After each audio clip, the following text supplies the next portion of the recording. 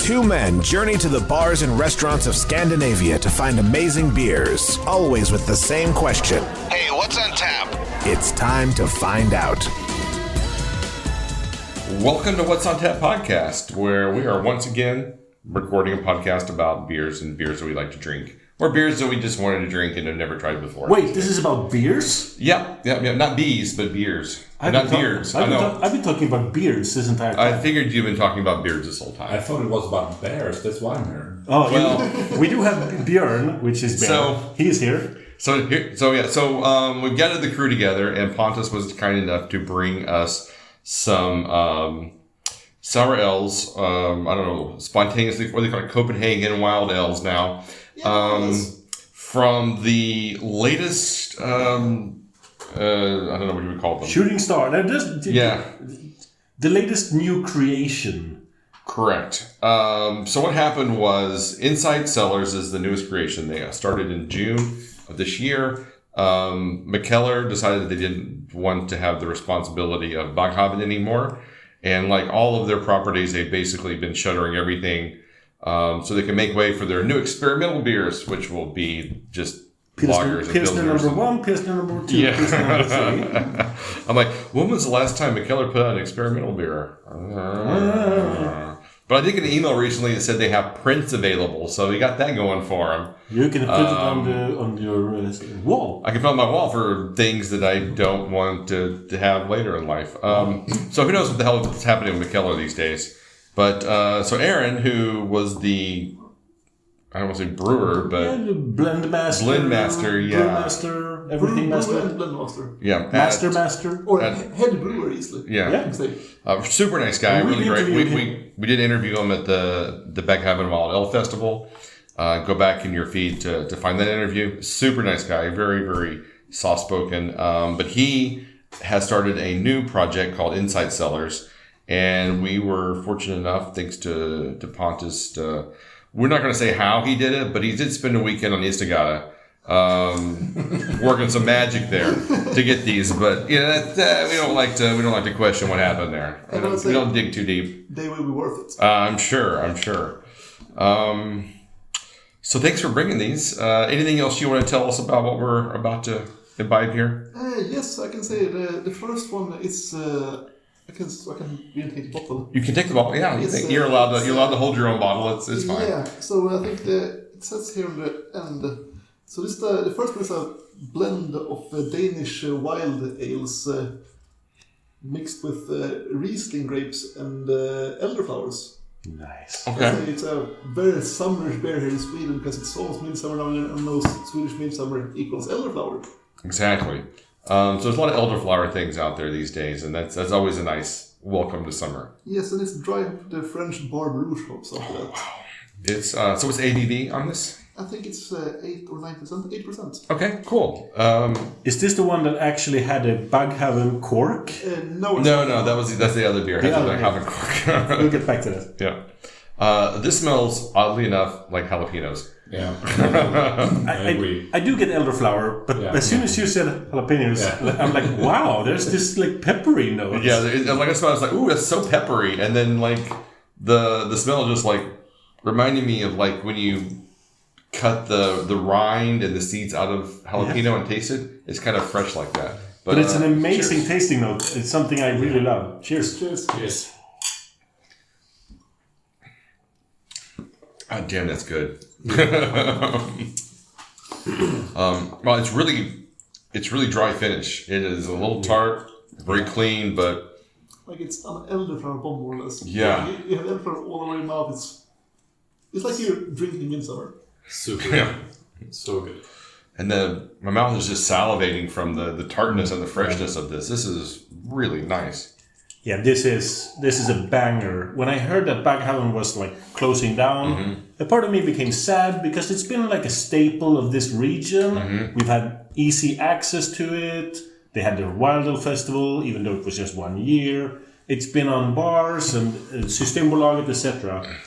And then Pontus started talking about Insight Cellars, and I didn't understand what that was until like recently. I understood like, oh, this is the solution to keep getting Aaron's sour creations into my mouth personally. Personally. There's red and white elderflowers. I've never seen a red elderflower. No one's heard of this. It's up for contention. We need to do a little. That must be something Danish. Yeah. Trying to create Garde Brewing of different types of elderflowers that don't really exist. But the elderflower taste is really deep. Yeah. Really, really. Yeah. I It's think like when you make elderflower lemonade. Yes. Really concentrated Yes. elderflower. Because you mix, when you do the lemonade concentrate, and especially as a child, and you got free access to mix it yourself, you never use like 1 part lemonade concentrate and 4 parts water. Yeah. Like 2 parts water, not too much water. You want it 50-50. yeah. 50-50. Yeah, more or less.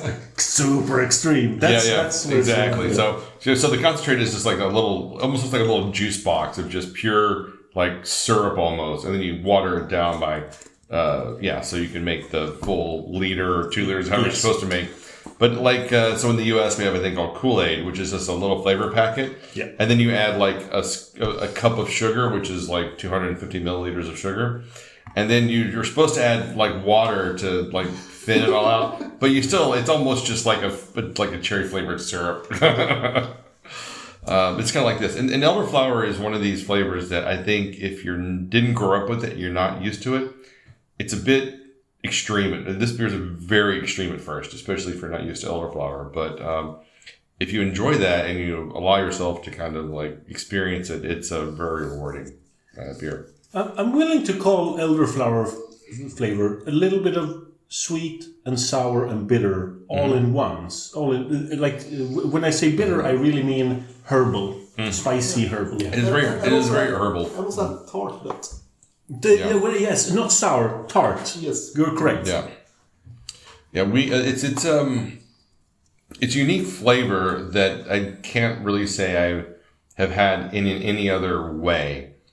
It is very herbal and almost, I won't say medicinal, but when you think about these kind of digestives or liqueur kind of things, they have that kind of medicinal type flavor to it. And this has a little bit of that, but it's really nice. It's very rewarding. I'm quite a fan of this. This is a 4.5 for me. It's a 4.5 for me as well. Yeah, same here. They're 4.5, 4.75, somewhere around Yeah? Yeah. Yeah, same here. On the higher end, actually. Yeah. Yeah. Björn. Yeah, I would agree with the 4 or 5, somewhere around there.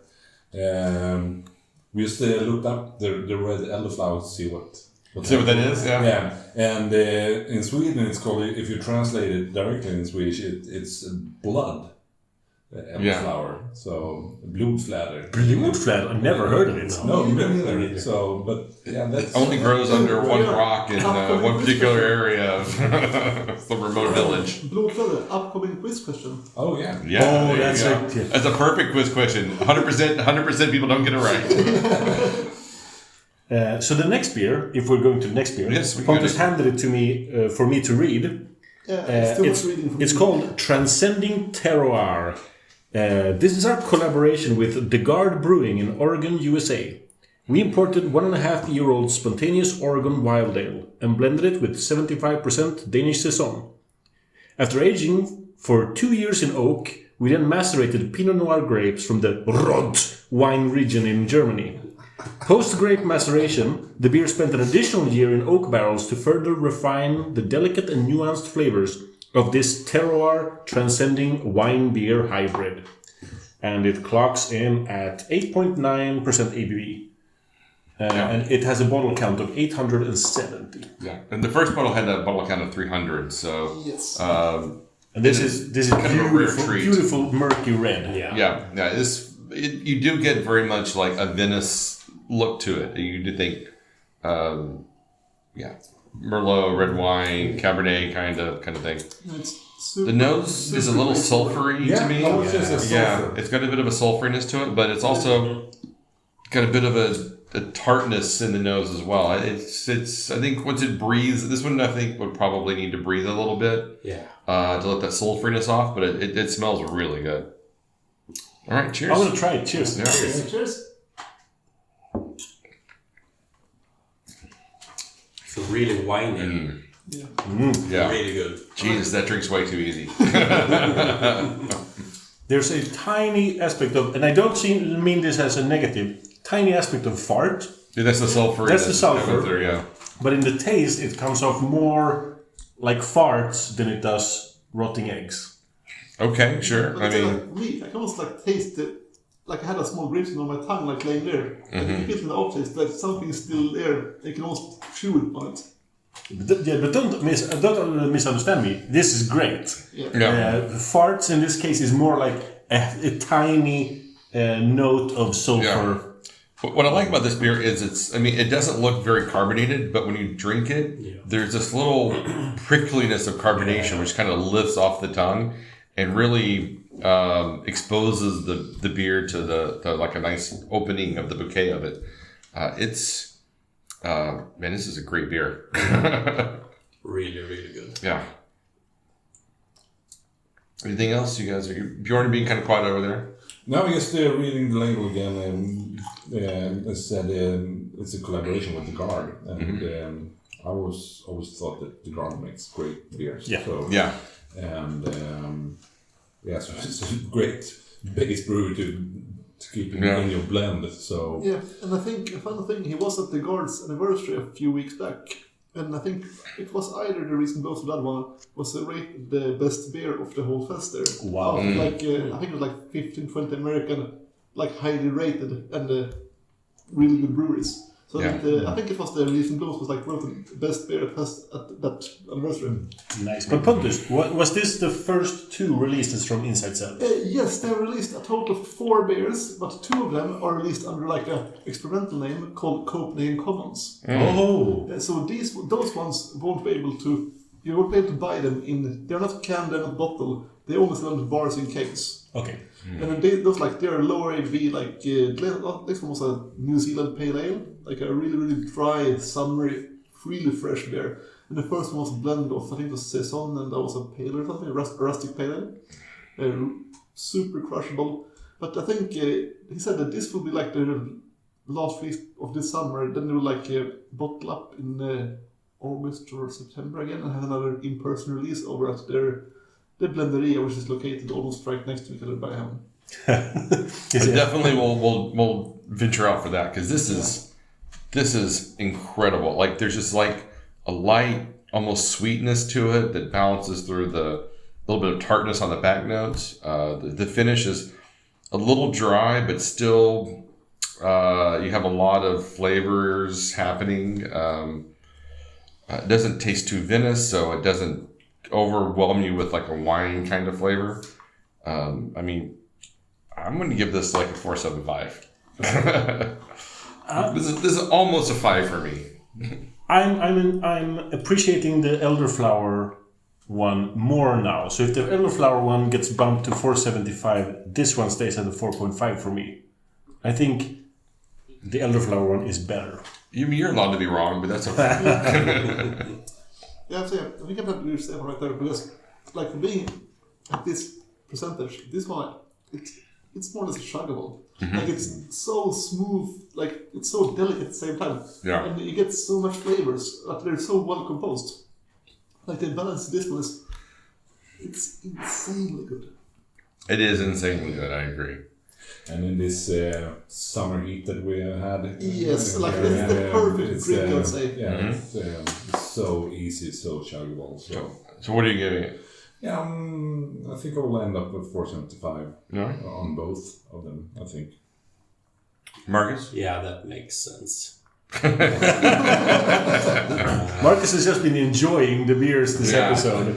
You mean I got to rate these things too? Jesus. Actually, as Martin, I liked the elderflower one a little bit more actually, but this is so good. It's a slight nuance, and both beers are super good. Mm-hmm. Get a hold of them if you can. It's a no-brainer in my opinion. Definitely worth it. That's the tip of the summer. Get Insight Cellars. Yeah, I'm retrying the first one, and I get a little bit of that, like fresh jalapeno, like just the pepper, none of the heat part to it, which is kind of a sweet fruit, and it's really nice. Well, that for you should be a 5 out of 5. Because exactly. You're a pepper guy. I do. We love jalapenos. I do, and both of them are excellent. So I'm super excited to try both of these, and I'm so thankful for you for bringing them over for us to try on the show. Nice. Hashtag blessed. Yes. All right, Bjorn, anything you want to promote? Yeah, follow my blog, my beer blog. Doing interviews with beer personas from festivals And your beer blog would be called Bjornguiden. Bjornguiden, excellent. And Marcus, I hear you have a brewery somewhere in the world that you produce beers through. Yeah, I still have. And yes, if you get the hold of 1 or 2 beers, try them. On selected bars in Malmö area. Wow, you guys But not 3. Not 3. You guys are the worst at self-promotion. So check out Frosty Beard. You can find them at Beer Ditch on the regs.